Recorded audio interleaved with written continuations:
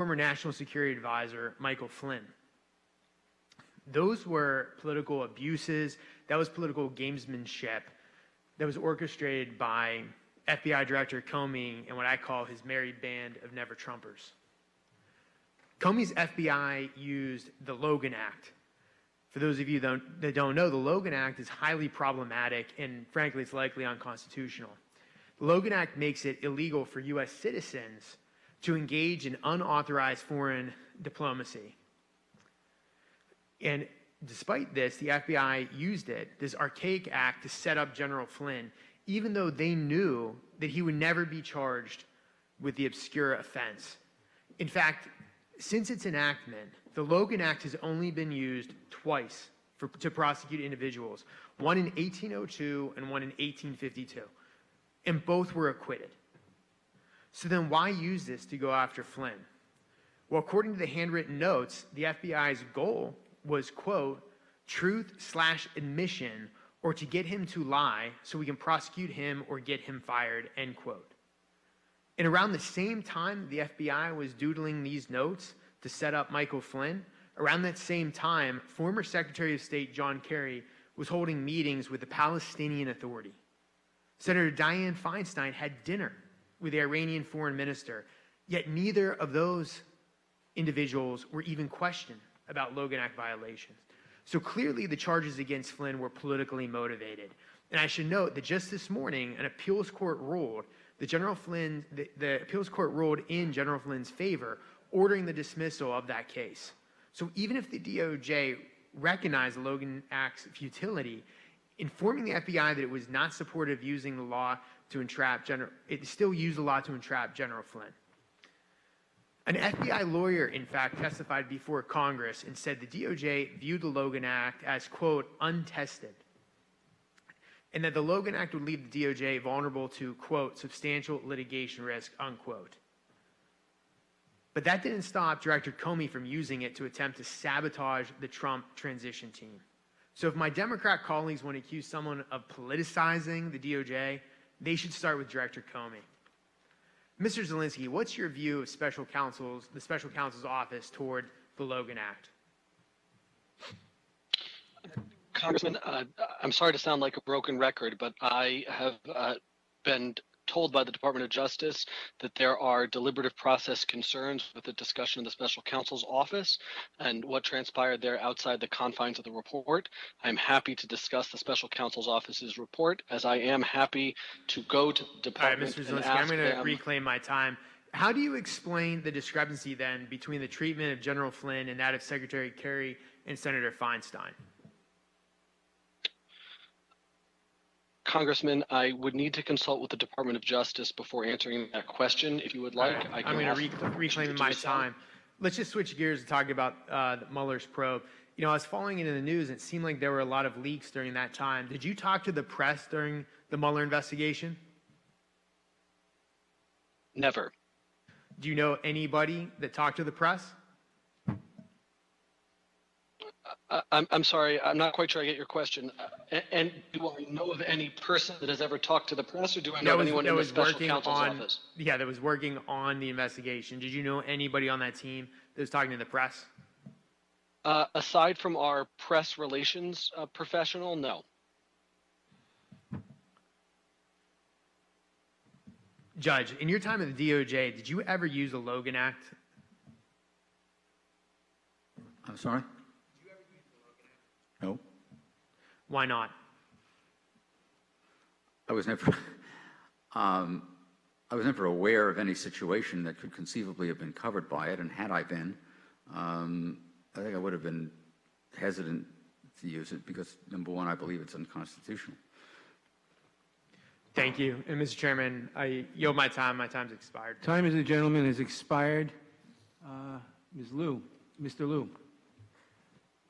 Thank you, Chairman Nadler. Let me set a context for why we are even here today. We're here because the Russians sweepingly and systematically hacked our elections in 2016. Roger Stone coordinated with WikiLeaks, who had the emails that Russian hackers stole from the Hillary Clinton campaign. Roger Stone also coordinated with members of the Trump campaign and spoke to Donald Trump himself. the Trump campaign embraced the stolen emails, planned their campaign messaging based on the Russian hack.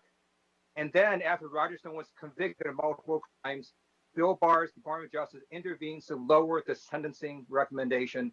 That is a perversion of justice. I'm a former prosecutor, and it's clear to me that the only reason we were able to take the extraordinary step of locking people up in prison is because the people believe our processes are fair and based on the facts. One of the greatest dangers to democracy is when the people start believing that prosecutions are tainted based on who the defendant happens to know. And unfortunately, under Bill Barr's Department of Justice, friends of Donald Trump get breaks and special favors from the Department of Justice that no ordinary American could ever get. So my questions are for Mr. Zelinsky. Mrs. Zelinsky, before you worked at the Department of Justice, you clerked for Judge Thomas Griffith of the D.C. Circuit.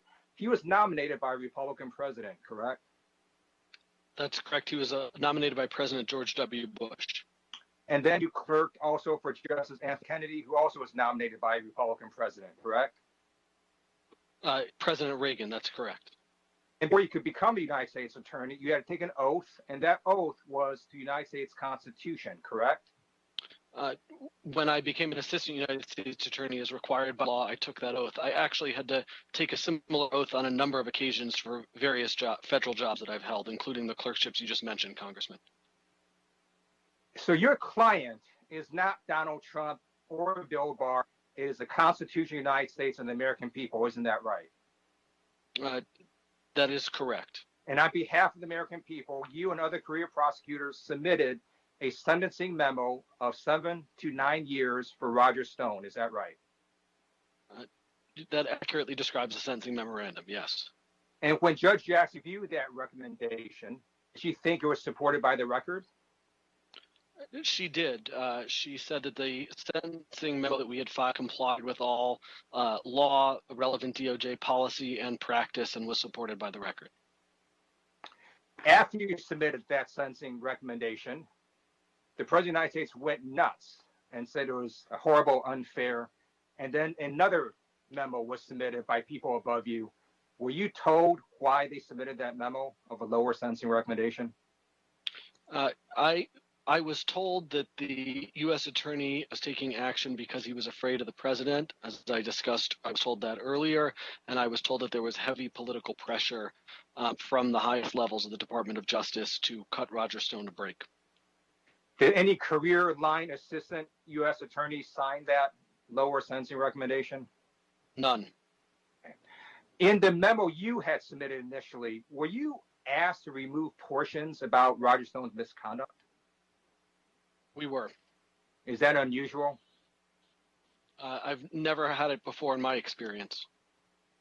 Okay. Now, Mr. Mukasey has said that Attorney General could certainly ask for a sentence below the sentencing guidelines. But to be clear, that is not your problem with what happened. It's not that something was asked below the sentencing guidelines. It was a process, right, where the reason it was done was because Roger Stone was a friend of Donald Trump and the acting U.S. attorney was scared of the president. Isn't that right? That is one of the problems. There were also flaws in the second sentencing memorandum that I believe should not have been submitted as well, besides the recommendation itself. And do you believe those flaws were done because Roger Stone is a friend of Donald Trump?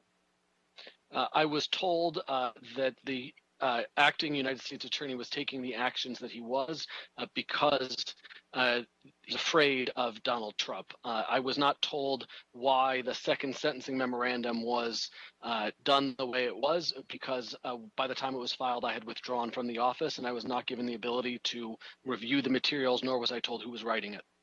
Thank you. And my last question. In United America, we do not prosecute people because of their politics. That's what you wrote. You also wrote, and we don't cut them a break because of their politics either. Was Roger Stone cut a break because of his connection to Donald Trump? That is what I was told, and that is what appears to have happened to me. Thank you, and I yield back. The gentleman yields back. Mr. Raskin.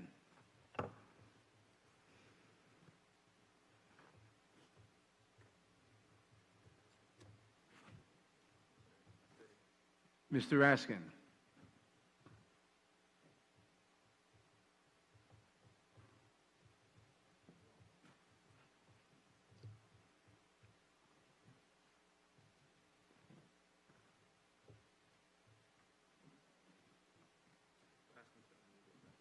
Unmute your microphone.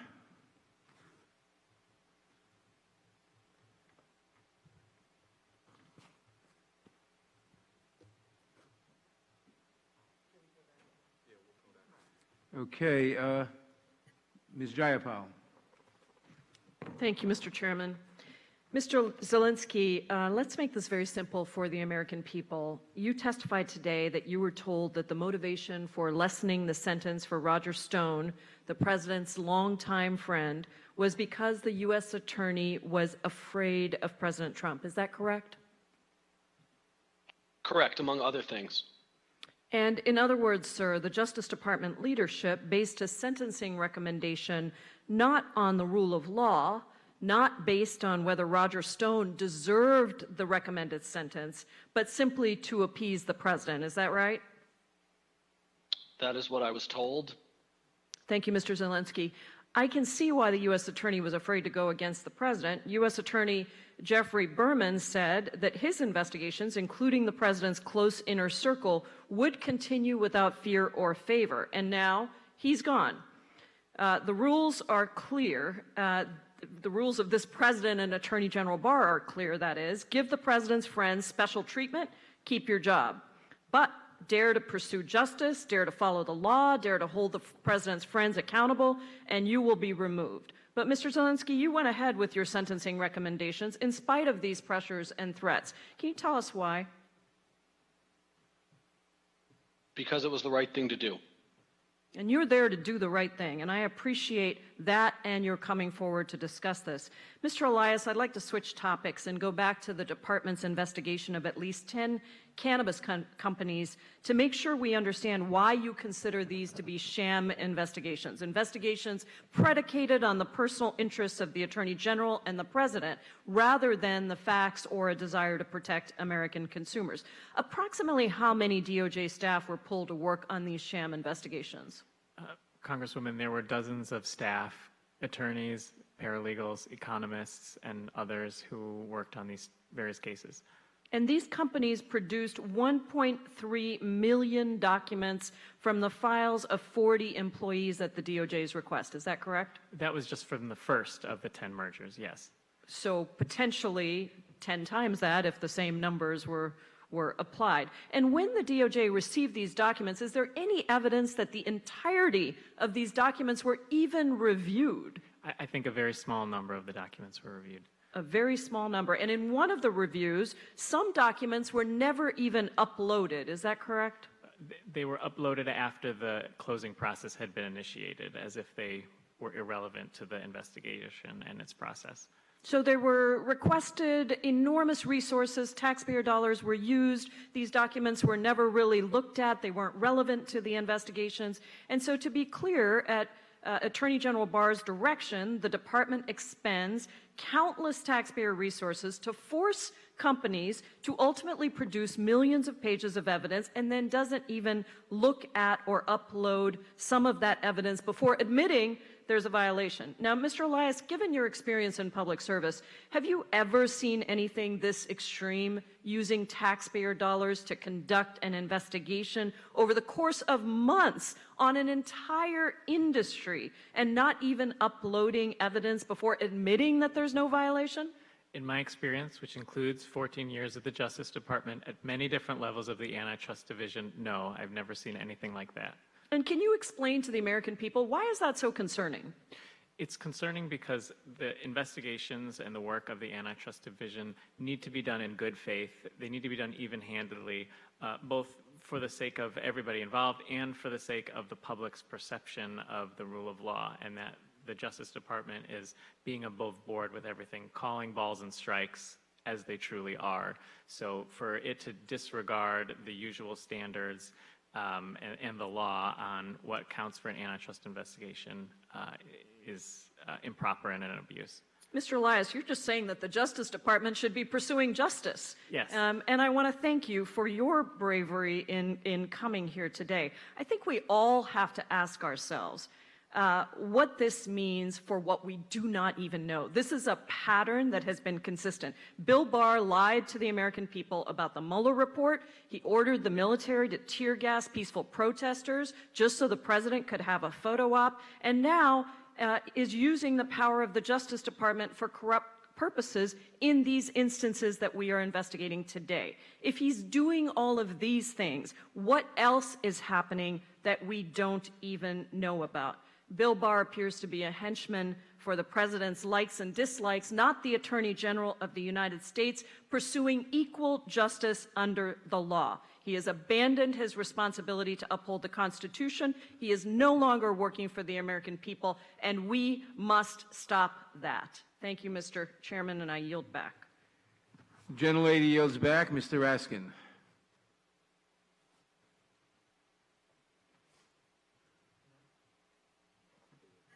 Okay. Ms. Demings. Thank you so much, Mr. Chairman. Mr. Chairman, I care about the rule of law. I care about the oath of office that I've taken and that we've all taken, and what it means to take that oath of office to heart. Mrs. Zelinsky, first of all, congratulations on the birth of your child. I also want to thank you for being a nonpartisan career prosecutor who treats people equally and fairly. Now, I believe that those would be welcome words, especially during this time in our nation when we're seeing civil unrest in all 50 states. A Justice Department that treats people equally and fairly. But we know that most people in our country don't have a fixer with the title Attorney General. Mr. Zelinsky, in your testimony, I think it's so important that we keep our eye on the ball. We have heard so many distractions here today, but I'm committed to keeping my eye on the ball, to work hard to make sure that we do create a more perfect system of justice. Mr. Zelinsky, in your testimony, you stated that political pressure resulted in the virtually unprecedented decision to override the original sentencing recommendation and the filling of a new sentencing memorandum that included statements and assertions at odds with the record and contrary to the Department of Justice policy. You went on to say that in the fraud and public corruption section of the United States Attorney's Office for the District of Columbia, you couldn't even recall a case where the government did not seek a guideline sentence after trial. Mrs. Zelinsky, is that correct? That's correct, nor could anyone else in the U.S. Attorney's Office recall such a situation. So to be clear, that you could not recall it and nor could anybody else in that office recall it either. Is that what you just said? Yes.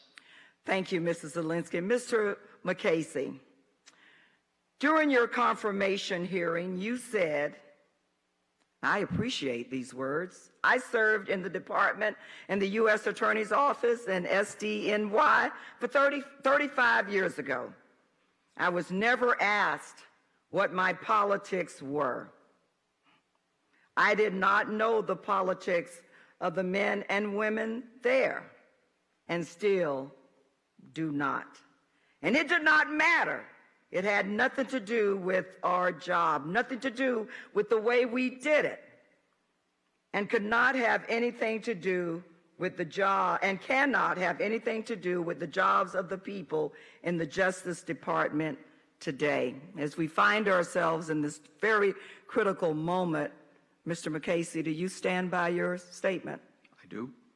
And could you please explain to me why you do not feel that the Roger Stone case has anything, the decisions that have been made in that case have nothing to do with politics and have nothing to, do not compromise your position here today and the statement that you made during your confirmation? Because the initial sentencing recommendation was wildly inappropriate, notwithstanding that it resulted from a mechanical application of the guidelines. The only person who determined the sentence in that case was the judge. She could have sentenced the defendant to any term of imprisonment or no term of imprisonment. She chose to sentence him to a term of 40 months, which was within the second recommendation. That second recommendation changed nothing so far as the bottom line result, because the judge is the only person who determines the sentence. Do you believe that the president nor the attorney general, who has been acting more like the president's personal bodyguard and his fixer, have not engaged in politics as it pertains to the president's friends? I can't speak for the president. The president is, by definition, a political... Based on your professional decision, political or a professional experience, do you believe the president has engaged in a political way as it pertains to sentences or what happens to his friends? The attorney general himself criticized the president for tweets that he said... So that's a yes. It's a maybe. Go ahead. Do you believe the attorney general has engaged in politics in carrying out the president's wishes? Short answer is no. Mr. Chairman, I yield back. Thank you very much. The gentlelady yields back. Mr. Raskin. Thank you, Mr. Chairman. This is the most devastating testimony I have ever seen about an Attorney General of the United States corrupting the rule of law in pursuit of a political agenda for the President of the United States. And all of America can right now see exactly what's going on. The Attorney General, acting not as a champion of the rule of law or the Constitution, but rather as a sycophant and a consigliere for Donald Trump, has decided to go out and undermine cases, derail cases, and kill cases that affect Donald Trump's chosen ones, despite overwhelming evidence against them and despite guilty pleas by some of them. Now, it's going to take us a long time to sort out the full litany of unregistered foreign agents and liars and felons and frauds who have gotten a get-out-of-jail-free card by Attorney General William Barr at the behest of Donald Trump. And we should track all of that down. But more immediately, America faces two problems where Attorney General Barr is again threatening the rule of law and justice. And one is the public health response to the pandemic, which has now cost more than 120,000 Americans their lives. And the other is the fall election, which is the people's opportunity to speak, if allowed to do so, without election interference by foreign powers or by the government of the United States itself in an effort to intimidate and repress the vote. So I want to come to Mr. Ayer. In your testimony, you testify that Attorney General Barr has worked to, quote, create an authoritarian president. And I wrote down some of your basic points here. We obviously don't have time to get into all of them, but you say he undermined the work of independent fact finders, such as the FBI. He ignored and trampled Congress's powers under the Appropriations Clause. He categorically stonewalled congressional oversight and state criminal subpoenas. He attacked and undermined the inspectors general. He used political cronies to review and decide issues of special interest to the president. He reversed government positions in the Stone and Flynn prosecutions. He used the DOJ as a tool of the president's reelection campaign. He directed law enforcement forces to violate the First Amendment rights of peaceful protesters in Lafayette Square, and on and on and on, all the way to sacking Geoffrey Berman just a day or two ago. But among these things, you mentioned almost in passing that the Attorney General had tried to provide an echo to the president by likening public health orders by legitimate politically elected authorities in America, governors and mayors, to house arrest. And he said that he would work to jawbone the governors into rolling back public health orders put in place as the only mechanism we have to try to lower the death count and control this out of control pandemic, which is now ravaging Florida, Texas, South Carolina, Louisiana, Arkansas, large areas of the South and the West right now. What is the problem with the Attorney General deciding he wants to jawbone the governors and likening their policies to house arrest, which we all know is completely phony?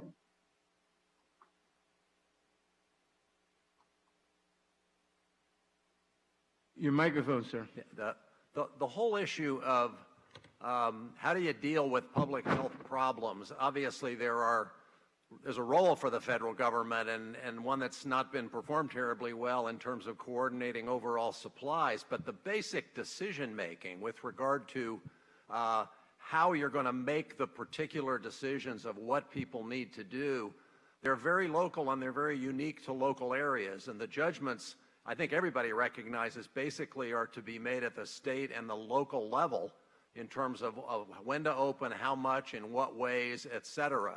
And what appears to have happened here, and it didn't just happen once, it appears to have happened several times, is that Mr. Barr, and he really does appear to be echoing statements that the president has periodically tweeted and made about opening up. Obviously, the president's been very intense about wanting to get everything opened up.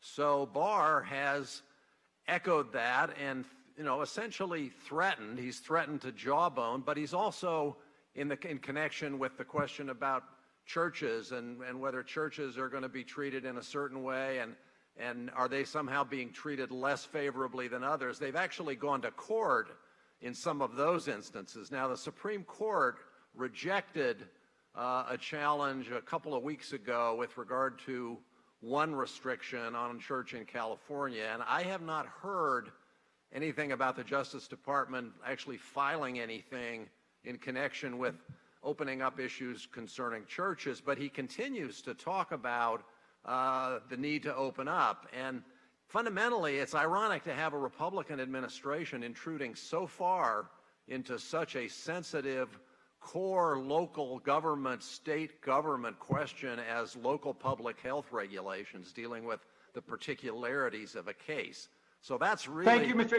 I want to ask you one other question, if I might, which is simply, he's also provided an echo for the president, who has voted himself by mail in New York and in Florida, and whose party encourages its members to go out and vote by mail. But he's echoed the president in saying there's something wrong with voting by mail, and he's alleged that voting by mail makes us vulnerable to foreign influence by counterfeit ballots. Is that an appropriate role for the Attorney General of the United States?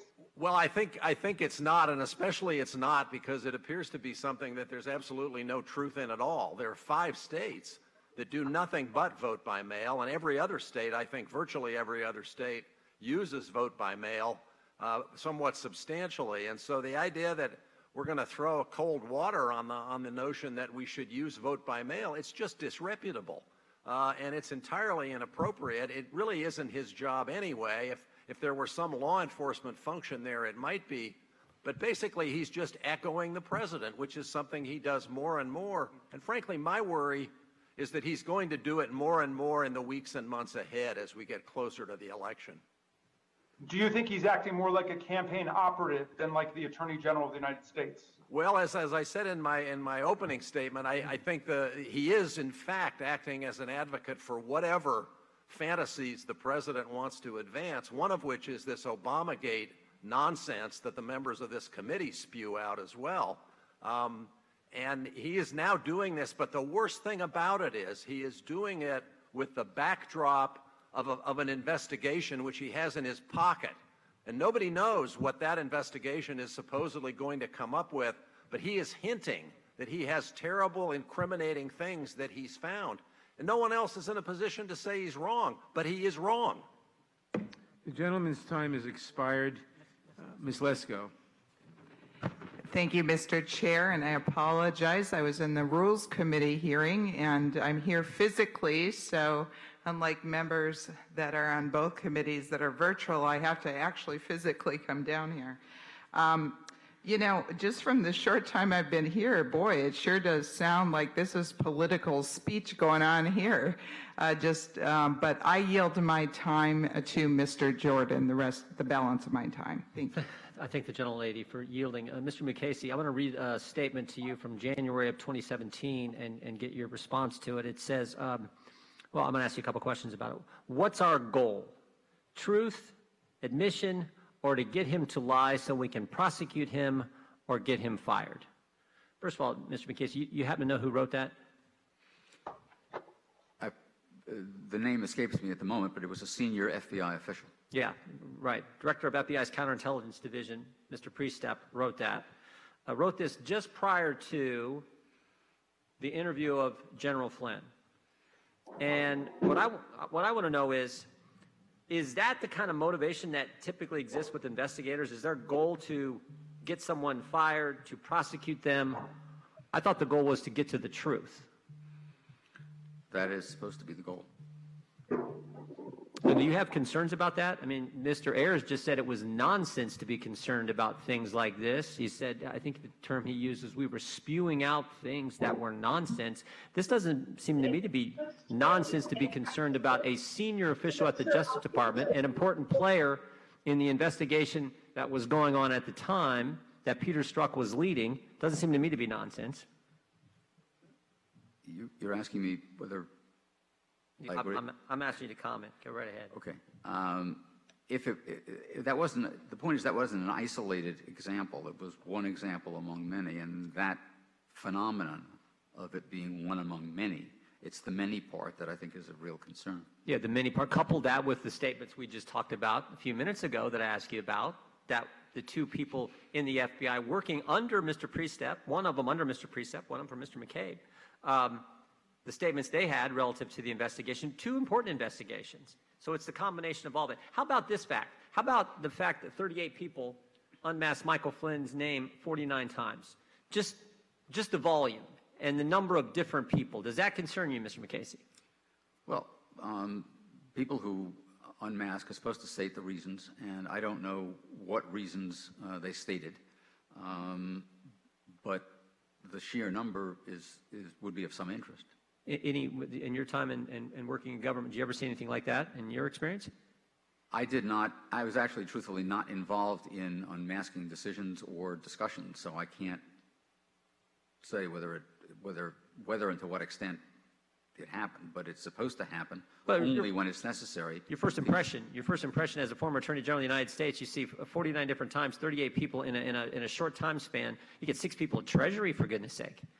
Well, 6 people at the Treasury Department unmasking Michael Flynn's name. Not just Clapper, Comey, Brennan, Biden, not just those individuals. I want to know more about what the nature of their interest is and why it was necessary to disclose the identity of a U.S. citizen. I do too. Mr. Elias, have you ever disclosed internal Department of Justice documents, including documents that might be privileged or confidential to anyone outside of the department? I don't believe I have done that. I did produce my Inspector General complaint to this committee in response to its subpoena to appear here today. But that was a document that was my own words and not... Why the hesitation? I mean, it's fine if you got the complaint relative to a so-called whistleblower, but is there hesitation because there's other documents you've disclosed? I'm hesitating only because I want to be absolutely sure that I'm being truthful, and I cannot... Did you give any documents to United States senators, Democrat senators? I am fairly confident that I have not done that other than my whistleblower complaint. I don't believe that I've given I don't believe I've given internal documents to... Have you ever worked at the White House? I was on detail as a career Justice Department attorney to the White House. What years? What time frame? It was 2015, the first half of 2015. Okay. Thank you, Mr. Chairman. I yield back. Oh, I have a unanimous consent. I apologize, Mr. Chairman. Gentleman yields back. Mr. Correa. Could I do a unanimous consent? Oh, the gentleman will state his unanimous consent. Thank you, Mr. Chairman. I have a letter from the Justice Department to Senator Whitehouse from Assistant Attorney General Boyd, dated June 19th, 2020. Without objection. Ms. Scanlon.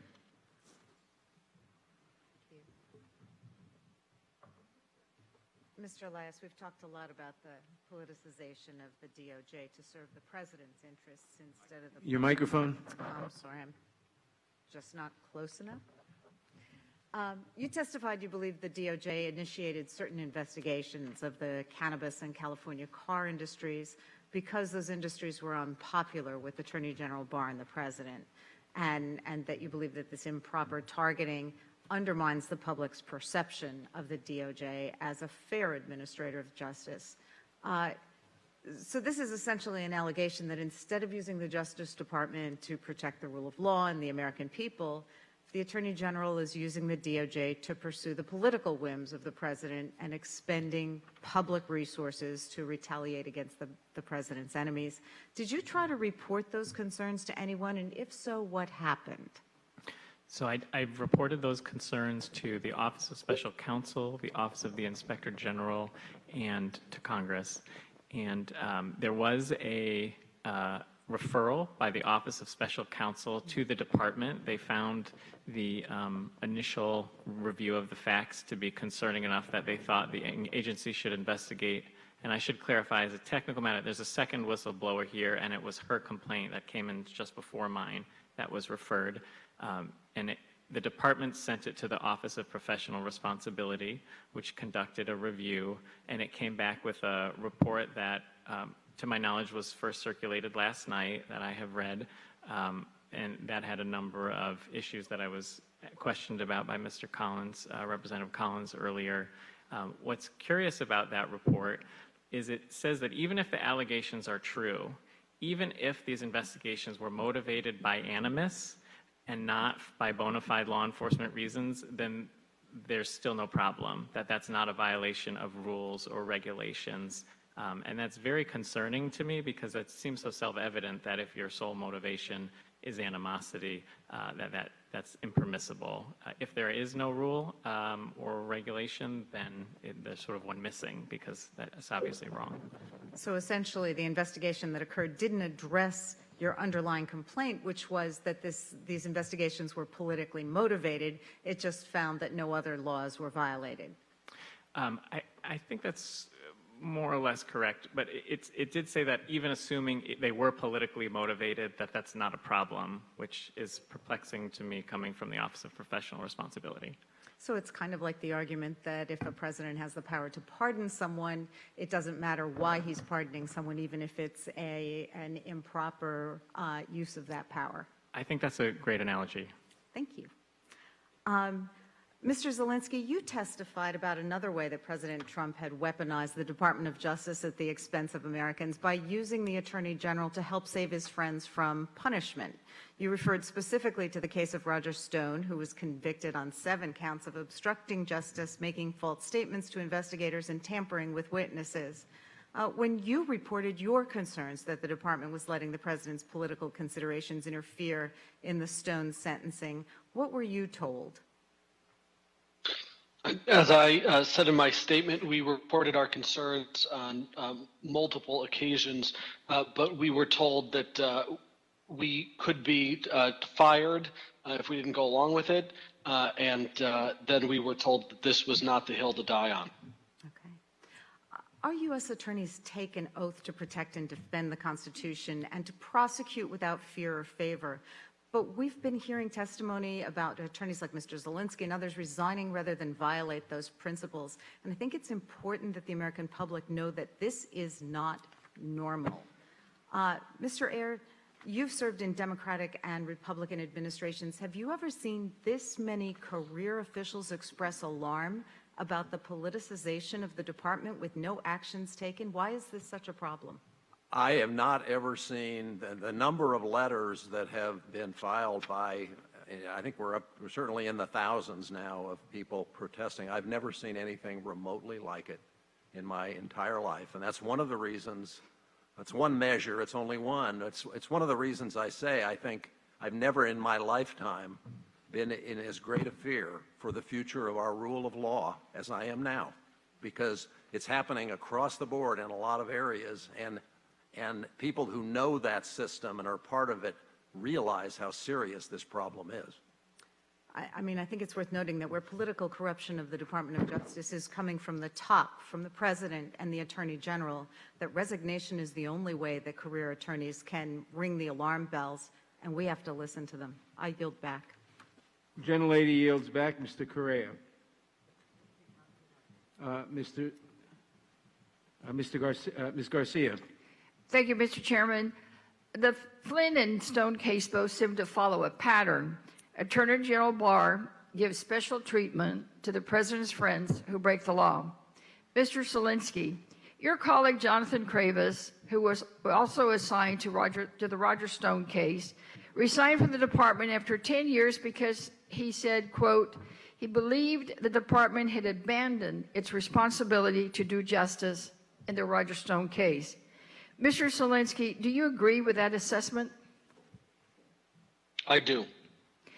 So Mr. Kravis wrote that after the Stone case, the department did the same thing with Michael Flynn, again putting, quote, political patronage ahead of the department's commitment to the rule of law.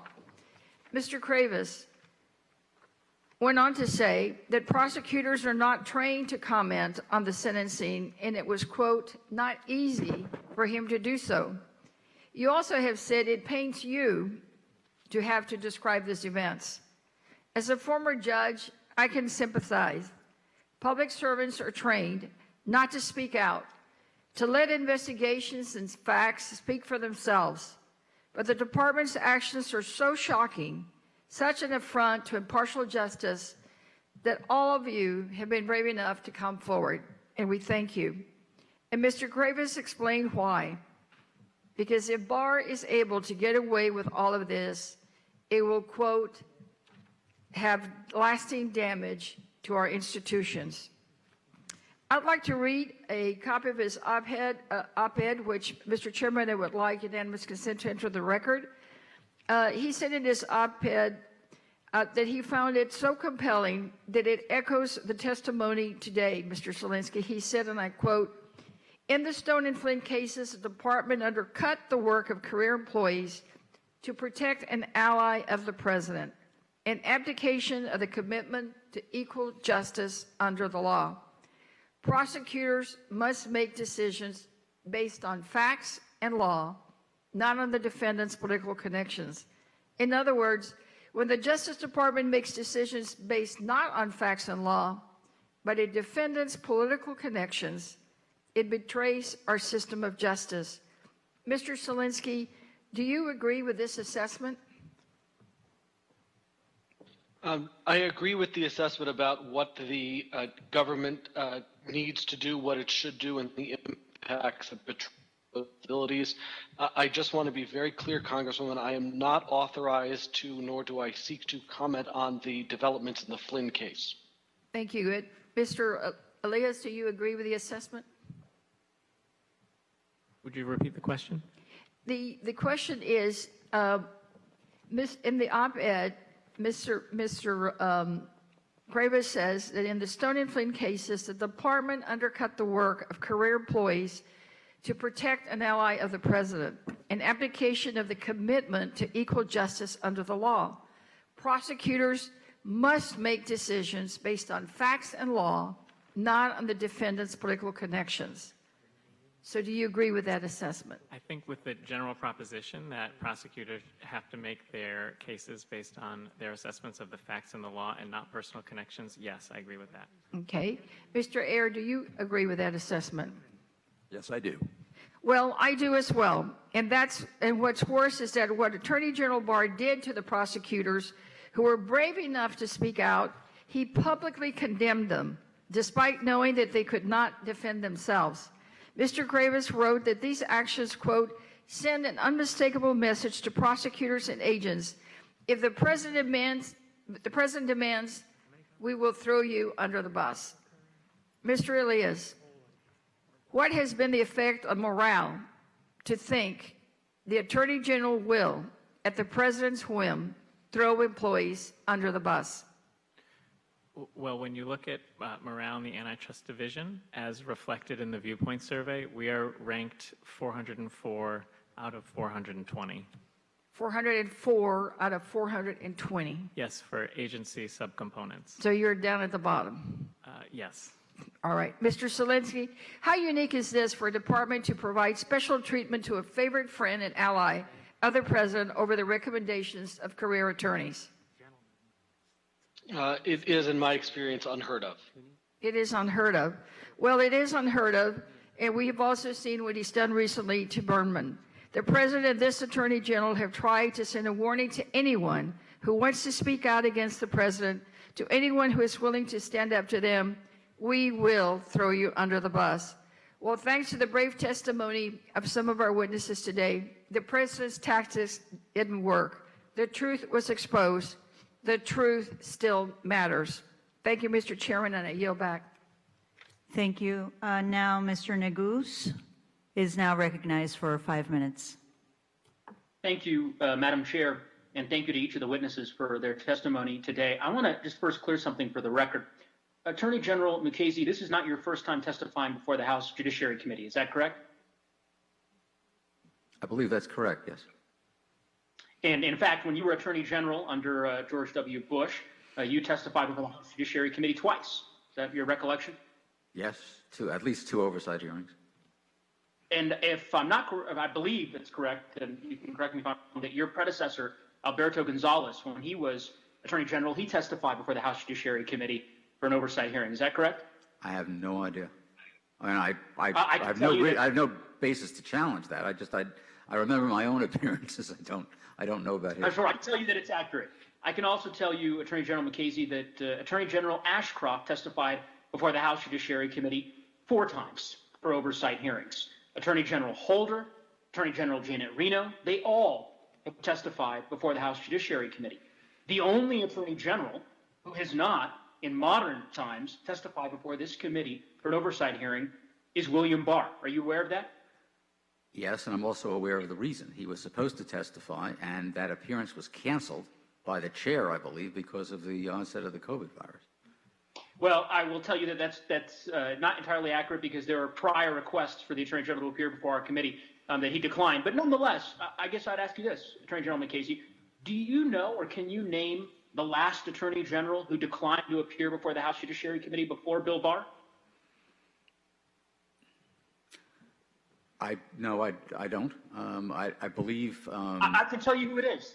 It is Bill Barr, when he was Attorney General under President George H.W. Bush. So while I appreciate you being here and I certainly respect your service, and I think obviously our friends on the other side of the aisle deciding to call you here so that you could defend the Attorney General is within their purview, but I think it's important for the Attorney General of the United States to come in before this committee and testify. And while I am appreciative of the fact that it appears, based on the news today, that the Attorney General will appear before the committee, I think this committee needs to be prepared to use compulsory process and inherent contempt if necessary to ensure that the Attorney General appears before this committee. Now, I want to talk a little bit about something that we have not yet discussed today, which is the actions of the Attorney General regarding the peaceful protests in Lafayette Square.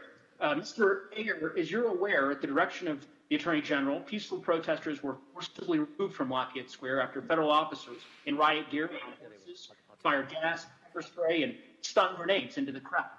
Now, Attorney General Barr has since claimed this was all pre-planned and not related to the president wanting a picture on the church steps. But the accounts of many officials contradict that, including the D.C. police chief, who stated, and I'll quote, "We heard that there was going to be an unscheduled presidential movement. Just a few minutes later, our teams on the ground learned that chemical munitions were going to be used. The munitions were deployed minutes later."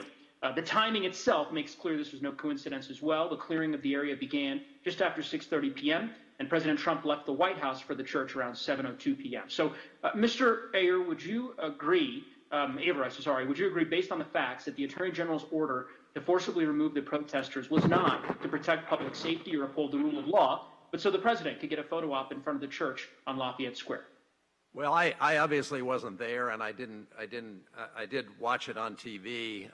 I guess I can't go quite that far, but I can go to the point of saying that Mr. Barr's several follow-up discussions have not covered him in glory. He's changed his story. The last thing that I think I understand is that he admits that he ordered the troop movement, but he said he did it, at least this is what I remember, he said he did it at 2 in the afternoon, and that the photo op wasn't until, like you said, early in the evening, and so he couldn't possibly therefore have ordered it in order for the photo opportunity because he didn't know about it at the time. However, he was there at the time. He obviously could have unordered it if he had wanted to. He also made rather strange comments related to what sort of eye irritants were used. He tried to make some meaningful distinction between pepper balls or pepper spray or whatever it is and tear gas on the ground that one wasn't a chemical irritant. The whole discussion of him, to me, what exactly he ordered when, I'm not sure, but the one thing I'm absolutely sure of is that A, he was the one that ordered it, and B, his handling of it was such as to give us all enormous basis to distrust everything he says. Well, let me ask the question this way. In all your years of public service, have you ever seen the Attorney General of the United States order the Park Police to violently clear with tear gas peaceful protesters? Well, I haven't seen it, but I can't tell you for sure it never happened, but I'm certainly not familiar with it, nor am I myself familiar with instances where the Attorney General himself has assumed the role of sort of field marshal ordering police and troops around. I've never seen that. I'm not saying it necessarily hasn't happened, but I'd love someone to tell me. Thank you, Mr. Ayer. Your time is up. Thank you. Before I recognize Representative Buck, let me just remind every member of this committee and people that are walking into this room that the guidelines have been set forth by the Office of the Attendee Physician and the House Speaker that members need to be wearing masks. And the chairman stated earlier very clearly that members will not be recognized if they are not wearing masks. Now, Mr. Buck, I will recognize you, but Mr. Jordan, I find it incredibly disrespectful that you have been sitting here next to the chairman without wearing a mask. You're putting other people's lives and their families Every time I in speak danger. with the chairman, I put a mask on, I maintain Mr. Buck, you're now recognized. proper social distance. Mr. Buck, you're recognized. And the unmasking this committee should be concerned about is the unmasking that took place at the end of the Obama administration. Mr. Buck, But would you like your not. 5 minutes?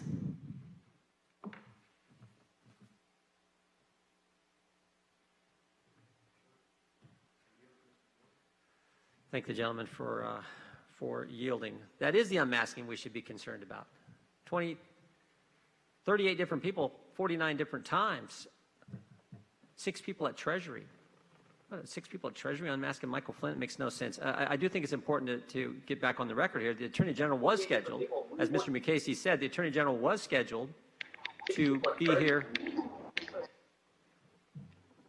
Attorney General was scheduled to be here in March, and I believe he is coming next month. So he will be here to answer all our questions. I wish the committee would be as focused on getting Inspector General Horowitz here, as I said in my opening statement. Let's go back where I was earlier, Mr. McCasey. I want to look at something we learned today and view it in the context of that statement from Mr. Priestep, where he said, what's our goal? To get him fired, to get him prosecuted, to get him to lie. I want to view it in light of what we have learned today that took place just a few weeks prior to that. January 4th, 2017, we learned today that former President Obama, James Comey, Sally Yates, Joe Biden, and Susan Rice discussed the transcripts of Michael Flynn's calls and how to proceed further against him. Mr. Obama himself directed, quote, the right people to investigate Flynn. I'm reading from the supplement that was in front of the court last night, would help them, I think, make their decision. This caused former FBI Director Comey to acknowledge the obvious. General Flynn's phone calls with Ambassador Kislyak appear legitimate. And according to Peter Strzok's notes, it appears that the Vice President personally raised the idea of the Logan Act. We've already discussed the Logan Act and how ridiculous that was, and the Vice President raising that at the time he did. But what I want to look at is this idea that Comey says there's nothing wrong with the phone calls between Mr. Flynn and Ambassador Kislyak, and yet 20 days later, and also, at that time, the FBI was ready to drop any proceedings, any case against General Flynn, but they decided not to. They decided to do basically what Mr. Priestep said. They decided to go after him, try to get him to lie, try to set him up. And 20 days later, Jim Comey, again, his words, not ours. Jim Comey sneaks 2 guys into the White House. I think you referenced this in your opening statement. Sneaks 2 guys into the White House, doesn't follow proper protocol, doesn't notify the White House counsel. That's the part that alarms me and I think should alarm any citizen. Your thoughts on all that? Well, I've seen the summary of the Strzok notes that you mentioned. That just came out today, I believe. Yep. The timing, as you say, is disturbing. Yeah, sure is. Sure is. Mr. Zelinsky, you mentioned those 2 names, Mr. Cooney, and then give me the other name one more time because I want to ask you a few questions about these individuals. Sure, Congressman. I believe the name that you're looking for is the former assistant for the U.S. Attorney's Office. As I indicated earlier, his name is Alessio Evangelista.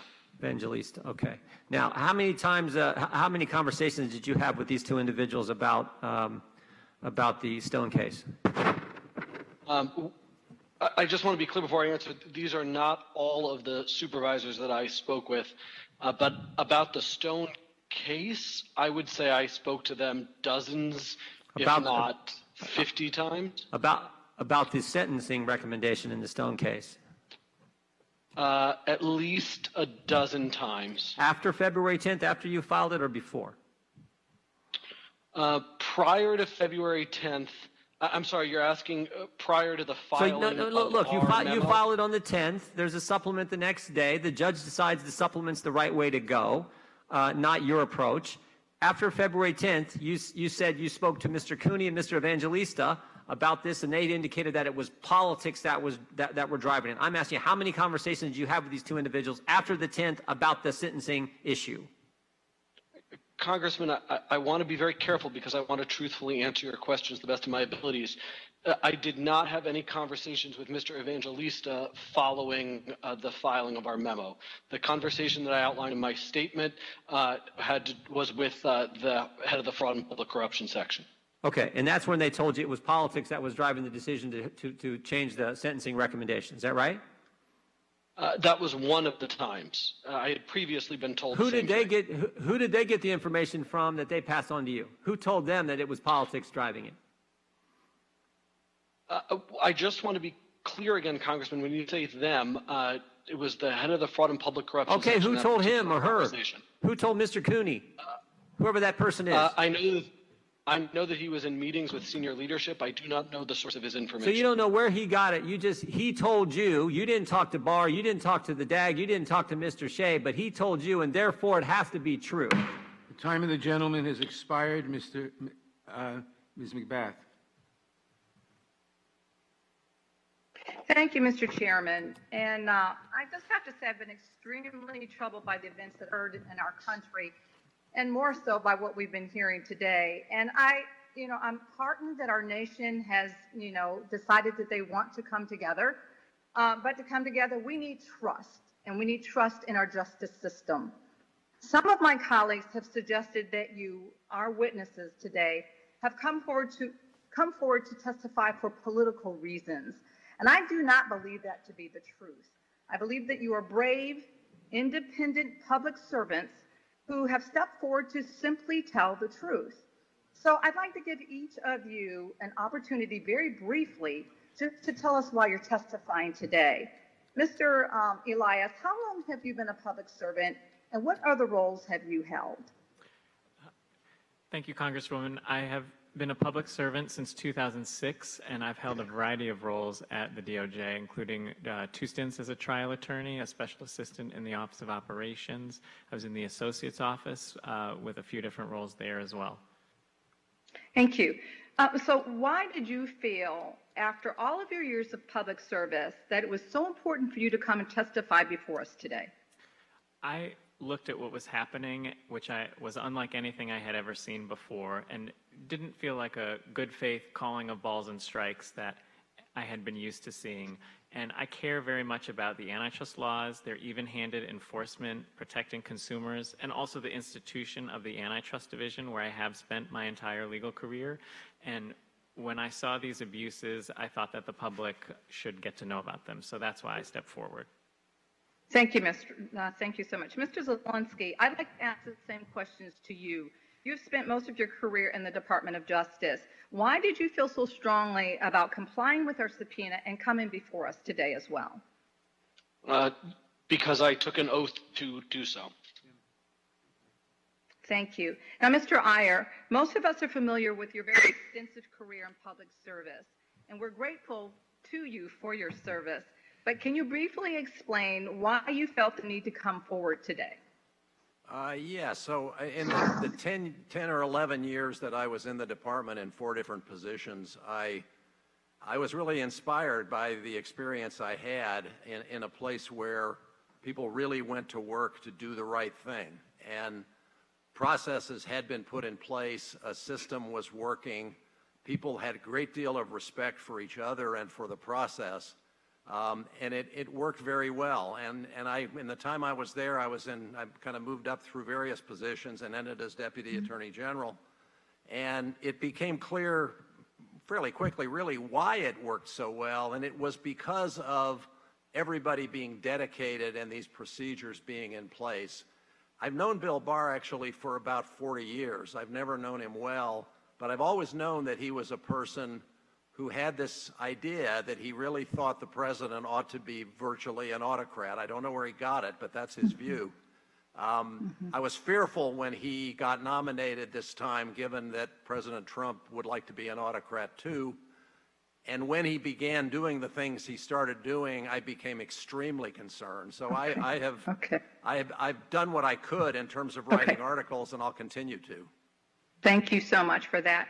What concerns me about the testimony that we've heard today is that career public servants are telling us what they're telling us. They're supporting facts and evidence and corroborating testimony that the Attorney General is pursuing cases based on political vendettas and not to protect Americans. I hope that the Attorney General would be here today. I hope to be able to ask the Attorney General about his actions attempting to reverse the ACA.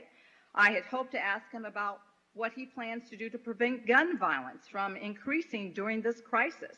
I had hoped to ask him about the plans to ensure that all Americans have access to affordable health care, but he did not show up.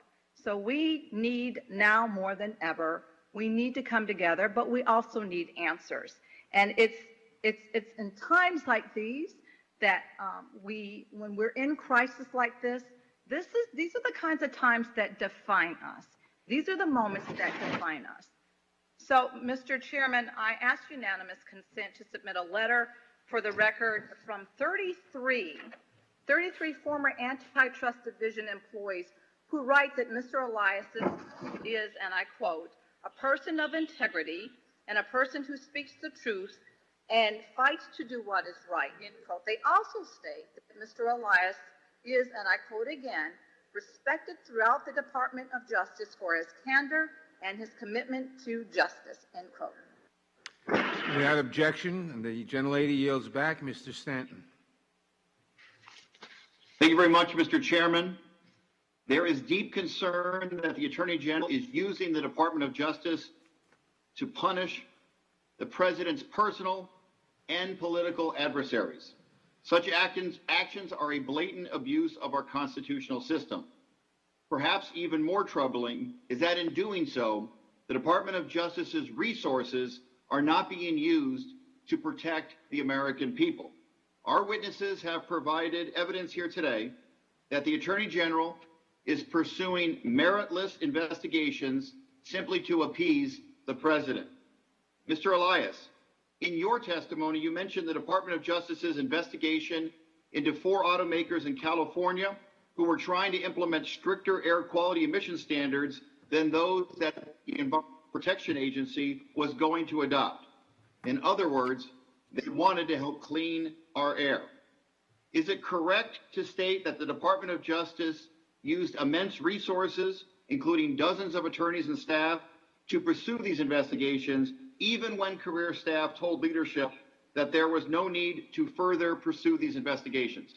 So the DOJ did use dozens of attorneys for the cannabis investigations that are also featured in my complaint. The emissions investigation was a smaller staff. But yes, public resources were used in pursuit of that investigation. Does that seem like an appropriate allocation of resources to you to commandeer immense department resources for investigations that career officials said were no longer necessary? That appeared to be a gross misuse of resources between these various investigations, and that's why I made that allegation to the Inspector General and asked him to investigate gross misuse of resources.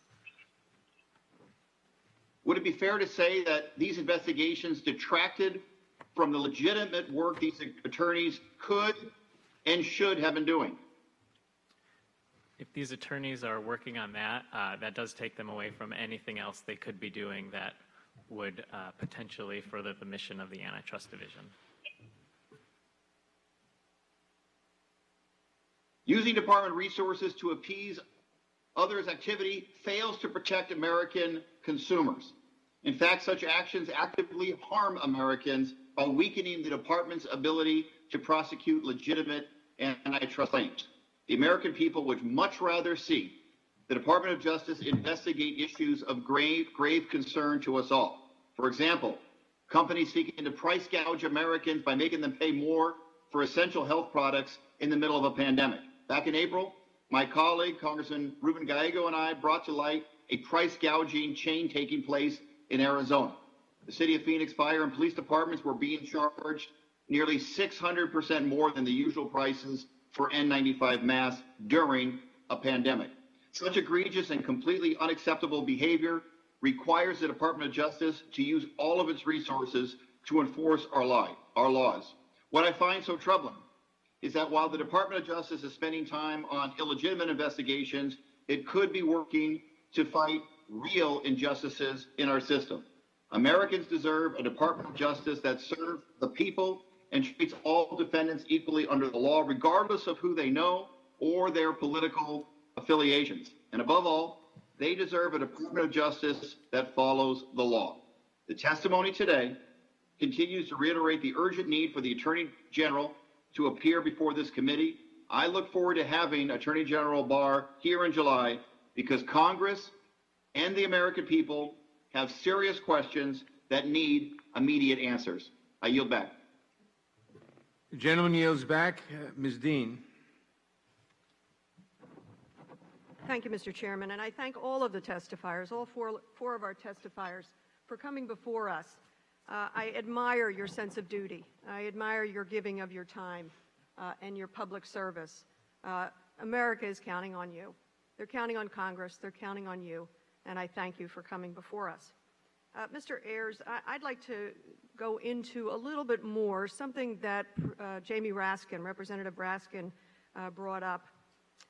The testimony today that most of you have delivered has confirmed what we have feared, that the Department of Justice is being used by the President and the Attorney General as a partisan political tool. It appears that Attorney General Barr's actions towards states amidst the coronavirus pandemic is part of the subversion of justice. We're in a pandemic, we're in a political year, an election year. On April 17th of this year, the President tweeted, and I quote, "Liberate Minnesota!" exclamation point. Quote, "Liberate Michigan!" exclamation point. And in all caps, "Liberate Virginia and save your Second Amendment. It's under siege," end quote. Shortly thereafter, Attorney General Barr publishing a memo appointing the Assistant Attorney General for Civil Rights and the United States Attorney for the Eastern District of Michigan to investigate states' stay at home. Needless to say, that broad order included Minnesota, Michigan, and Virginia, the states the President had politically targeted.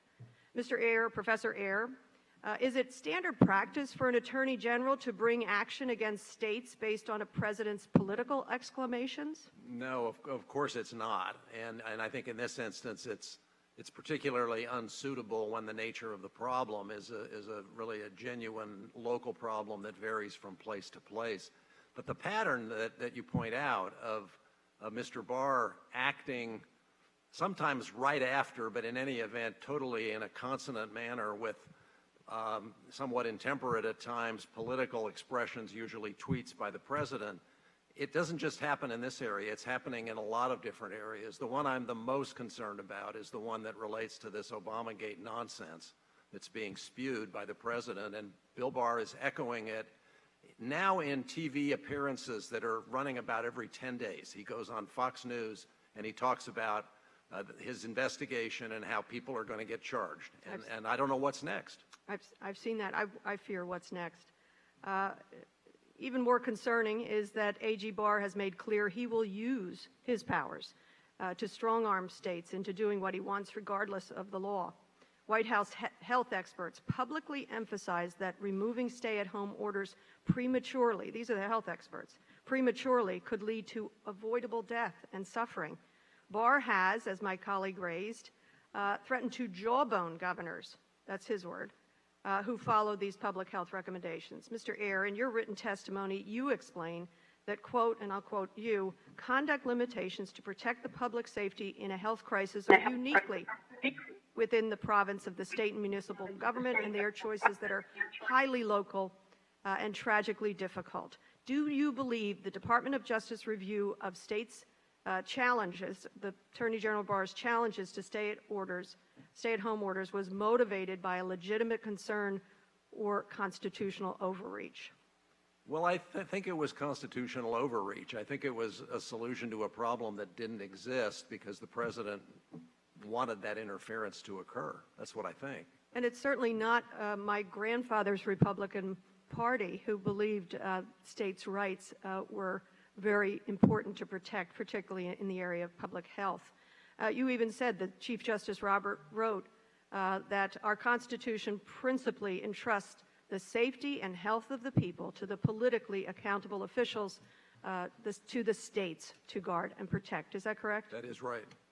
At the height of the global pandemic that shuttered 50 states, the President and the Attorney General conspired to use the might of the Department of Justice to punish states who took necessary actions.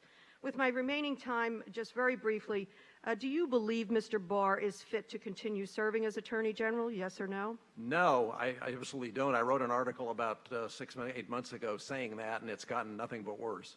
And finally, Mr. Zelinsky, I too thank you for being with us. I have to tell you, it is not lost on me that in this committee we have hit a new low.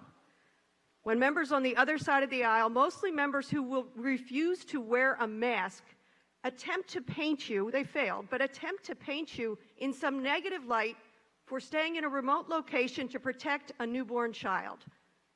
I will say to you what we believe on this side of the aisle is thank you for your duty, for your service, for protecting your family and your newborn baby. And I think the only thing we should have said in regards to your reason for not being here is congratulations on the birth of your baby.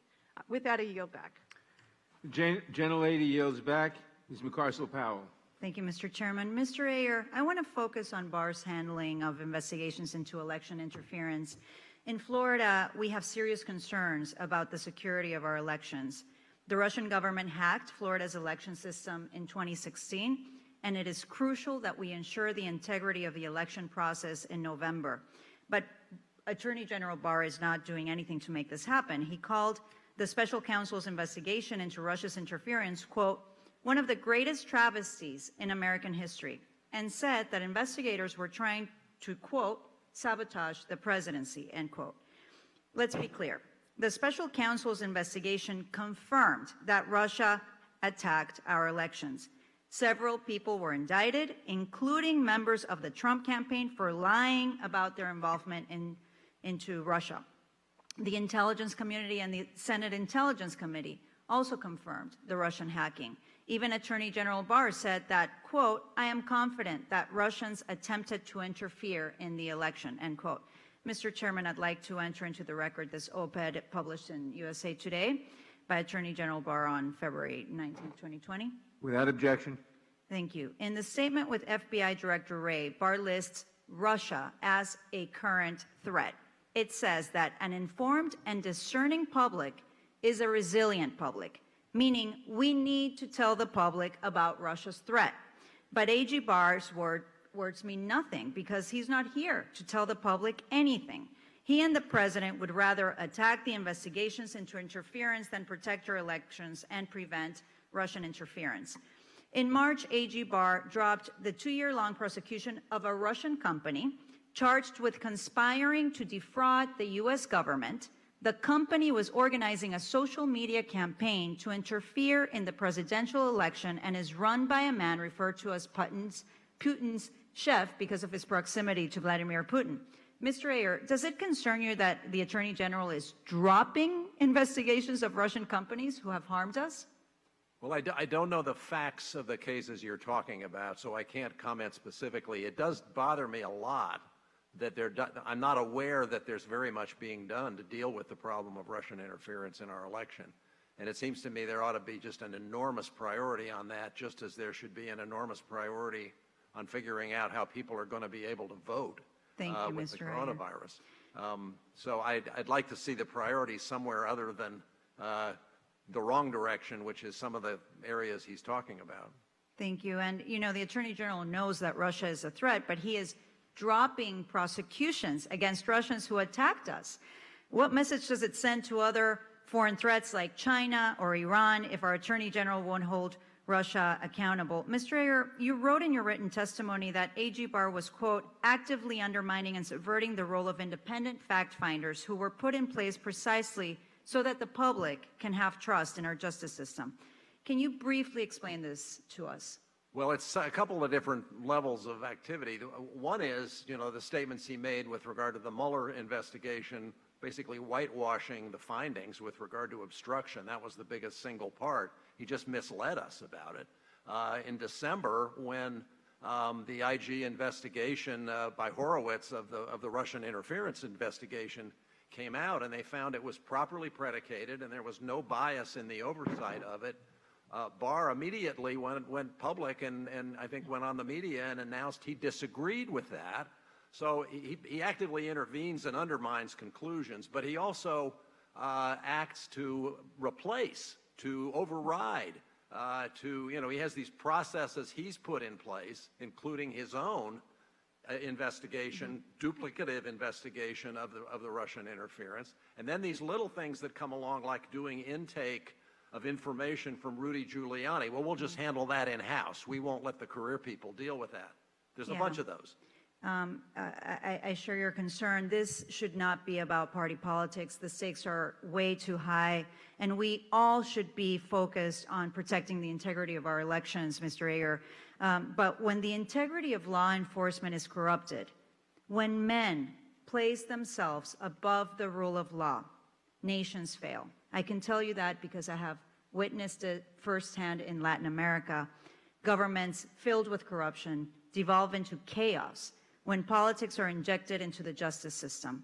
People lose their faith in their leaders, and I don't want that to happen in the United States of America. William Barr's actions is taking the Department of Justice down that path. His conduct is corrupt, dangerous, and it must be stopped. I yield back. The gentlelady yields back.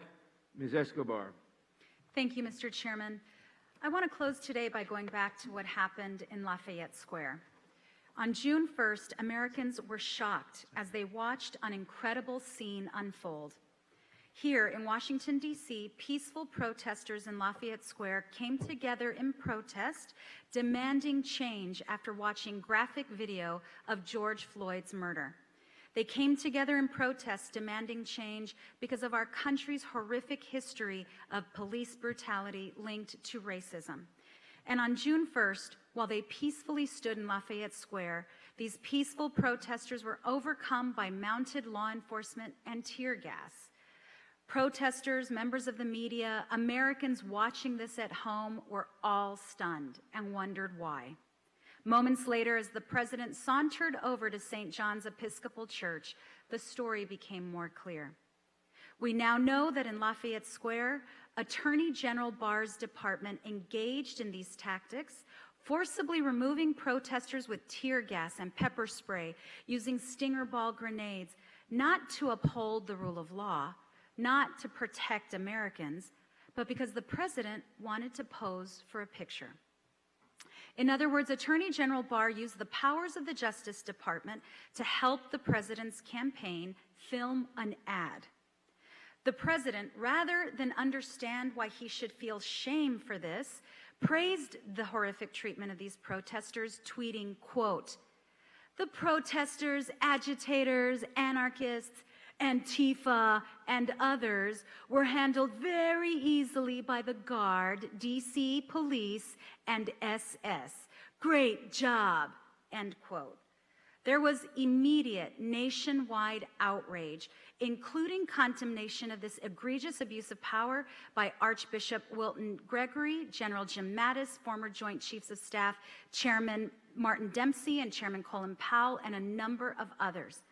It couldn't be more clear that Attorney General Barr, as the president's chief enabler, is willing to lie and corrupt the department so that he can protect and promote the president's personal and political interests at all costs.